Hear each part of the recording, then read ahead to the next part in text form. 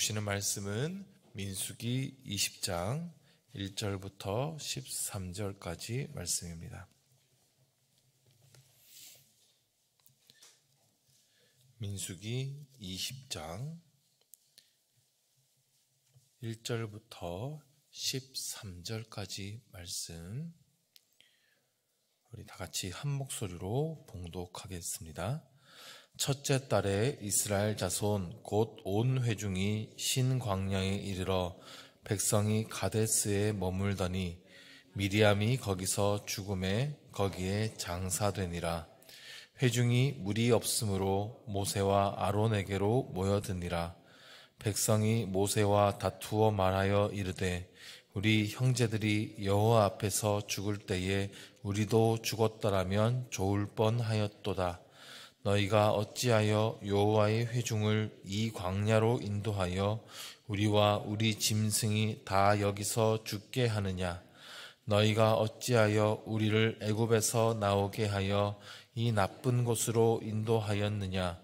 이곳에는 파종할 것이 없고 무화과도 없고 포도도 없고 석류도 없고 마실 물도 없도다. 모세와 아론이 회중 앞을 떠나 회막문에 이르러 엎드리매 여호와의 영광이 그들에게 나타나며 여호와께서 모세에게 말씀하여 이르시되 지팡이를 가지고 내 형 아론과 함께 회중을 모으고 그들의 목전에서 너희는 반석에게 명령하여 물을 내라 하라. 내가 그 반석이 물을 내게 하여 회중과 그들의 짐승에게 마시게 할지니라. 모세가 그 명령대로 여호와 앞에서 지팡이를 잡으니라. 모세와 아론이 회중을 그 반석 앞에 모으고 모세가 그들에게 이르되 반역한 너희여 들으라. 우리가 너희를 위하여 이 반석에서 물을 내랴 하고 모세가 그의 손을 들어 그의 지팡이로 반석을 2번 치니 물이 많이 솟아나오므로 회중과 그들의 짐승이 마시니라.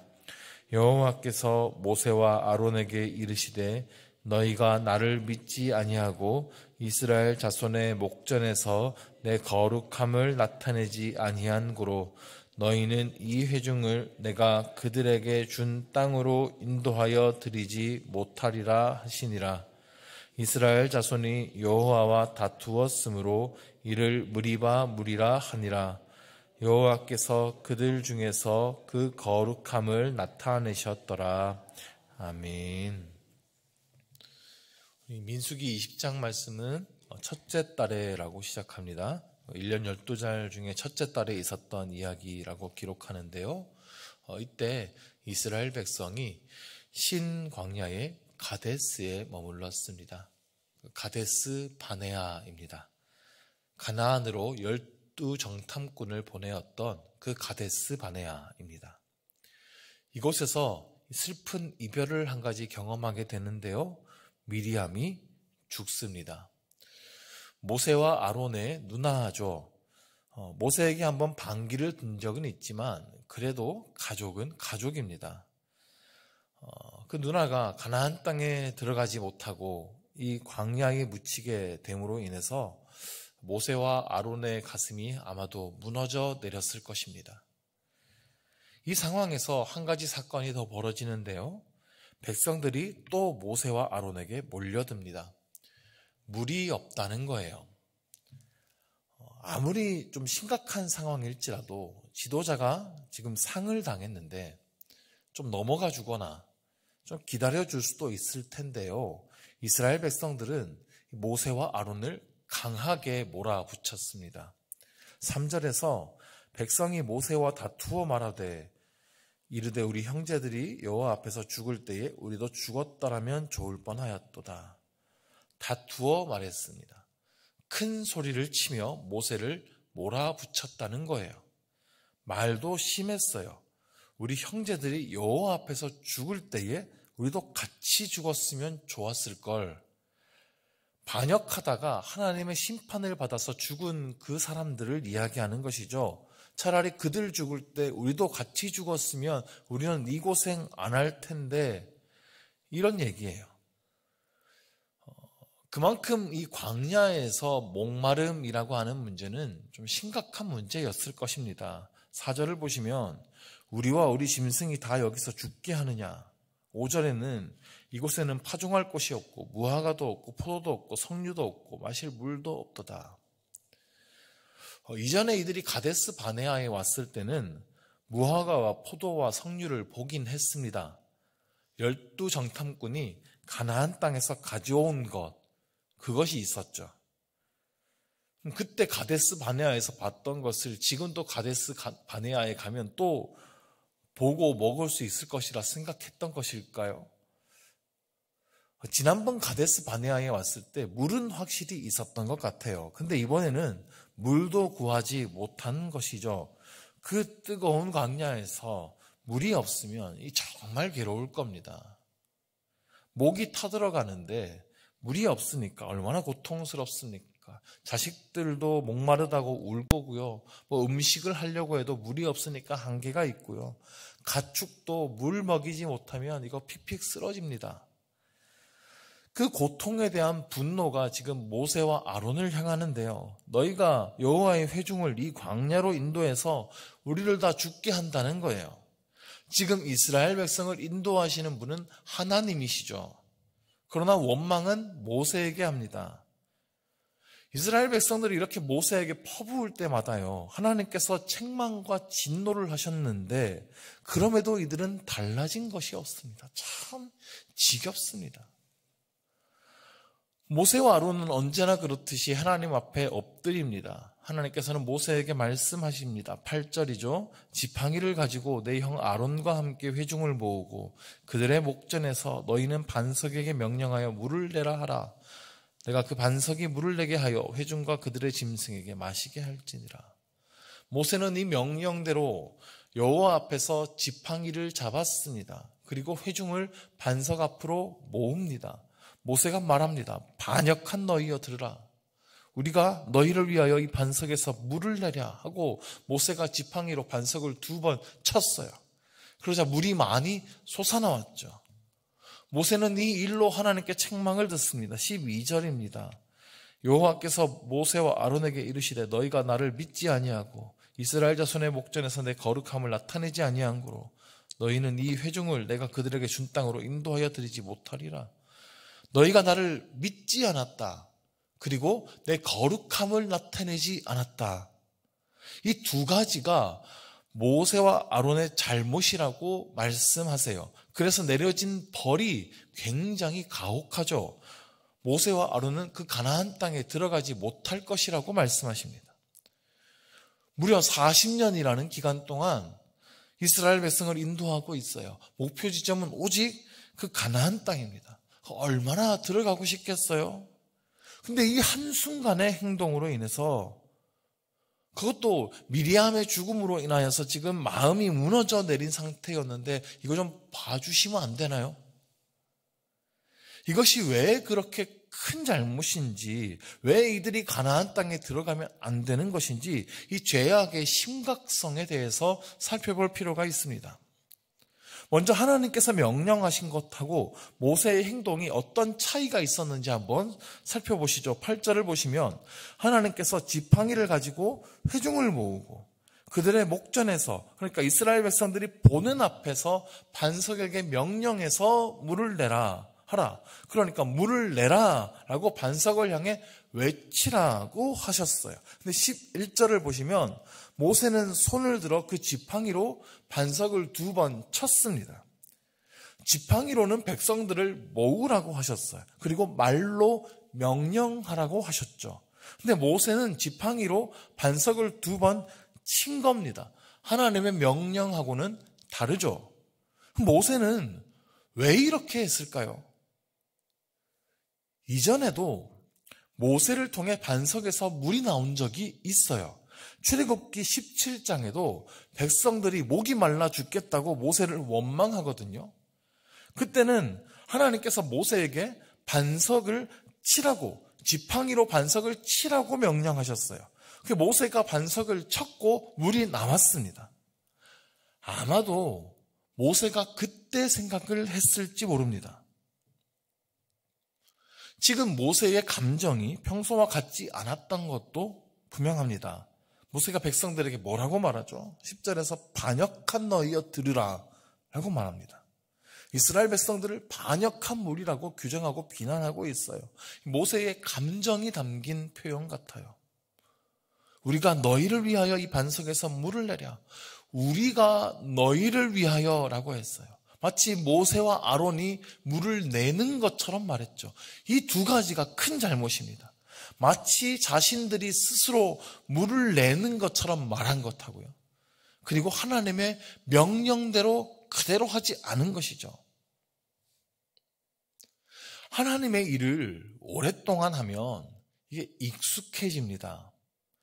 익숙하다라고 하는 것은 좋은 의미들이 많이 있어요. 능숙하다, 안정적이다, 편안하다 이런 의미가 있죠. 그런데 부정적인 의미도 있습니다. 자신의 일에 너무 익숙해지면 타성해져서 매너리즘에 빠져 열정 없이 그냥 습관대로 하던 대로 하게 될 수 있습니다. 모세는 이스라엘의 지도자로 40년째 일하고 있어요. 모세를 통해 놀라운 기적들이 많이 나타났습니다. 특히 모세가 지팡이를 들면 홍해가 피로 변하는 것을 시작으로 애굽에 10가지 재앙이 내려졌고요. 홍해도 갈라졌고요. 반석에서 물도 솟아나요. 처음에는 막 깜짝깜짝 놀랐을 거예요. 근데 점점 익숙해지면서 기적이 당연히 나타날 것을 믿게 되겠죠. 모세가 물론 자기 마음대로 지팡이를 휘두른다고 기적이 나타나는 것은 아닙니다. 하나님의 명령대로 사용했을 때 기적이 일어납니다. 근데 그 기적이 일어나는 것이 익숙해지면 자칫 착각할 수 있어요. 자신이 능력을 행하는 것으로요. 병을 고치고 은사가 나타나고 하나님의 능력을 나타내던 어떤 목사님들이 나중에는 변질되는 경우가 가끔 있습니다. 그들 중에 이단 교주가 되는 분도 계세요. 교만해졌기 때문입니다. 하나님이 아니라 자신이 능력을 나타내는 것으로 착각하기 때문입니다. 근데 이러한 착각은요, 하나님의 놀라운 능력을 나타낼 때만 하는 게 아니에요. 교회에서 섬기는 일에도 익숙해집니다. 교사를 예를 들어보면요, 처음에는 아이들을 어떻게 가르쳐야 될지 도저히 모르겠어요. 그래서 하나님께 도와달라고 부르짖어요. 공과책이 닳도록 공부합니다. 사랑과 열정을 다해서 아이들을 가르쳐요. 근데 이게 10년, 20년 지나고 나면 익숙해져요. 그래서 준비를 별로 안 해도 능숙하게 공과 진행을 할 수 있습니다. 그냥 주일날 교회에 와가지고 공과책 한번 들여다보면 진행할 수 있어요. 그러니까 간절히 기도도 안 합니다. 문제없이 다 해낼 줄 알거든요. 그게 하나님의 도움 없이도 내가 할 수 있다라고 하는 교만이죠. 우리 다양한 교회의 사역 가운데 이런 일들이 사실 얼마나 많이 있습니까? 하나님의 일은 하나님의 방식대로 해야 합니다. 그리고 하나님의 방식은 그때그때 다를 수 있어요. 그때 이전에 반석을 지팡이로 쳐서 물이 나왔다고 지금도 반석을 치라는 법은 없는 거예요. 그래서 늘 깨어서 기도하면서 하나님의 뜻을, 하나님의 방법을 구해야 되는 것입니다. 그런데 하나님의 일에 익숙해진 사람은 기도하지 않습니다. 자세히 귀를 기울이지 않습니다. 자기가 해왔던 방식대로 하는 거예요. 결국 모세는 지금 슬픈 감정하고 화나는 감정이 뒤섞여서 자기 감정 통제가 안 되는 상태였어요. 그래서 하나님의 말씀을 주의 깊게 듣지 못했습니다. 반석을 향해서 명령하지 않고 자기가 이전에 해오던 대로 반석을 쳤습니다. 그럼 이것은 익숙하면서 온 실수라고도 할 수 있는데요. 근데 이것보다 모세의 말이 더 큰 문제였어요. 우리가 너희를 위하여 물을 내랴. 마치 모세와 아론이 물을 내는 것처럼 말한 것이죠. 자신도 모르게 튀어나온 말일 수 있지만 이거 굉장히 위험한 발언입니다. 하나님께서는 너희가 나를 믿지 아니하고 이스라엘 자손의 목전에서 내 거룩함을 나타내지 아니하였다라고 말씀하셨어요. 이 모두 모세의 교만한 말에 대해서 지적하신 거예요. 나를 믿지 않았다라고 하는 이 표현은요, 또 다르게 번역할 수가 있는데 나를 믿게 하지 않았다라는 뜻도 안에 있어요. 모세와 아론은 이스라엘 백성들이 하나님을 믿도록 해야 됩니다. 자신을 믿게 하는 것이 아니라 하나님을 믿게 해야 돼요. 그런데 백성들 앞에 서서 반역한 너희여라고 말하면서 우리가 너희에게 물을 내랴라고 외쳤어요. 자기도 모르게 자기 자신이 하나님의 자리에 선 거예요. 그래서 하나님의 거룩함을 나타내지 않았습니다. 모세와 아론은 항상 하나님을 나타냈어요. 아무리 백성들이 반역해도 그냥 가만히 있었어요. 그저 하나님 앞에 겸손히 엎드렸습니다. 그러면 하나님께서 직접 일하셨어요. 직접 하나님께서 거룩하심을 나타내게 했습니다. 근데 지금은 자신을 나타낸 거예요. 자신들이 물을 내는 것처럼 말했습니다. 이것을 하나님께서 매우 위험하게 보신 것입니다. 그래서 모세와 아론이 가나안 땅에 들어가는 것을 허락하지 않으셨습니다. 이것이요, 벌 같지만 사실 잘 생각해 보면 모세를 지키고 이스라엘 백성을 지킨 일이에요. 모세가 지도자로 있던 40년 동안 이스라엘 백성들이 끊임없이 모세에게 반역했는데요. 모세가 죽고 난 이후에는 이들이 모세를 엄청나게 추종합니다. 우리의 최고의 지도자는 모세였다. 이게 이어져서 신약 시대에는 예수님을 대적하는 바리새인들이요, 늘 모세는 이렇게 말했다, 모세가 이렇게 말했다, 늘 이렇게 얘기해요.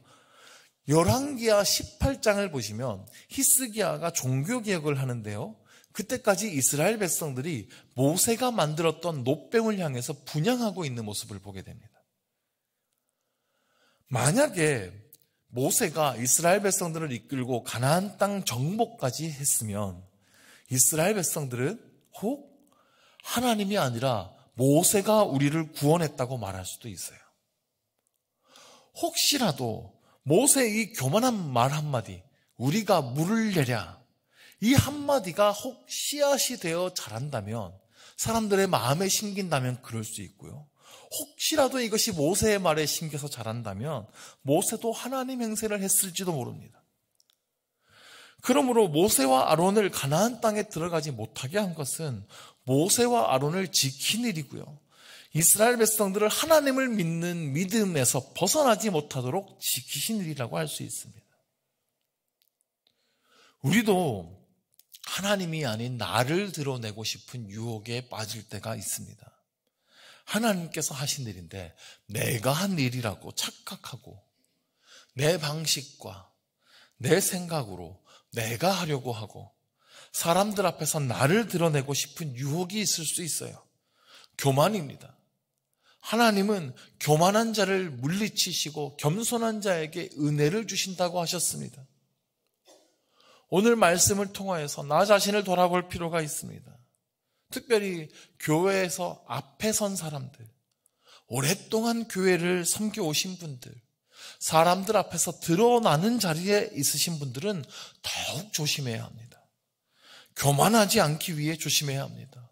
내 생각대로, 이전에 내가 해왔던 대로 하는 것이 아니라 지금 말씀하시는 하나님께 주의 깊게 귀를 기울일 수 있어야 합니다. 그리고 오직 하나님만을 드러내기 위해 힘써야 합니다. 내가 아니라 모든 것은 하나님께서 하셨다고 하나님의 영광을 드러낼 수 있는 저와 여러분이 될 수 있기를 주의 이름으로 간절히 축원합니다. 기도하겠습니다. 하나님 아버지, 모세는 오늘 마음이 무너져서 하나님의 말씀에 주의 깊게 귀를 기울이지 못했고, 또 자신이 마치 물을 내는 것처럼 작은 교만한 말 한마디를 하였습니다.